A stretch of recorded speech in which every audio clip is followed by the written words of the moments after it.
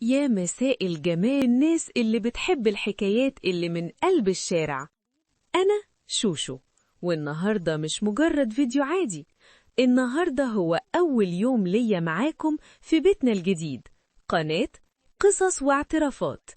أنا عارفة إن اليوتيوب مليان حكايات، بس أنا جاية أقدم لكم اللي محدش بيقدر يقوله.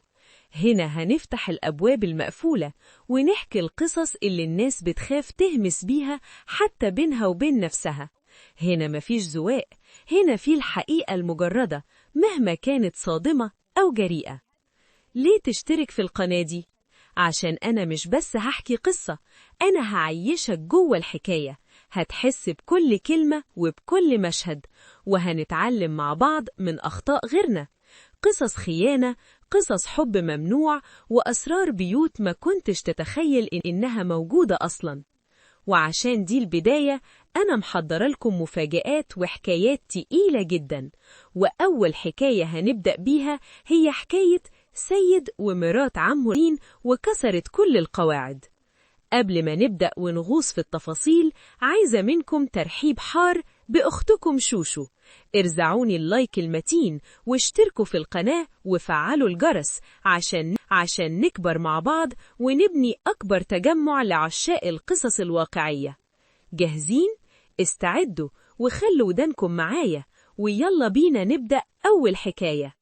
الواد سيد في أجازة الدراسة قرر يعمل فصول محو أمية في منظرة بيتهم. أنا كنت قاعدة في البيت زي المنظرة وهو قاعد على مكتبه. قلت له صباح الخير يا سيد، أنا جاي أسجل اسمي.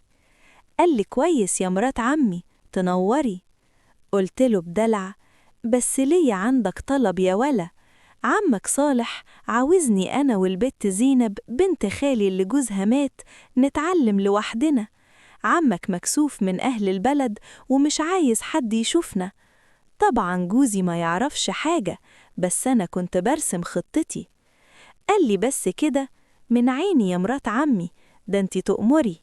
هاتي زينب وتعالوا المغربية.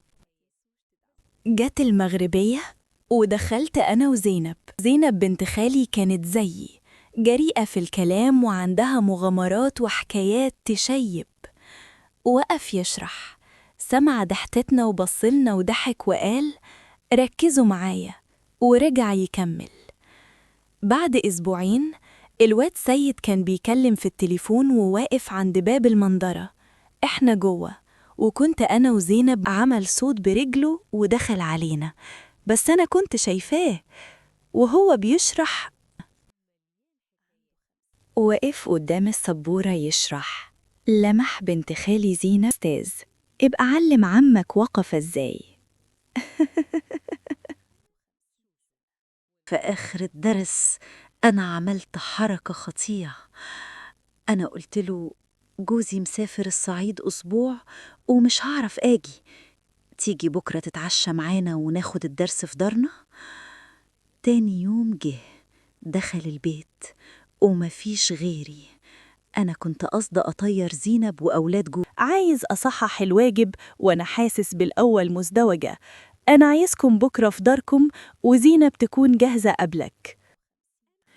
وهنا بدأ الجنون المزدوج.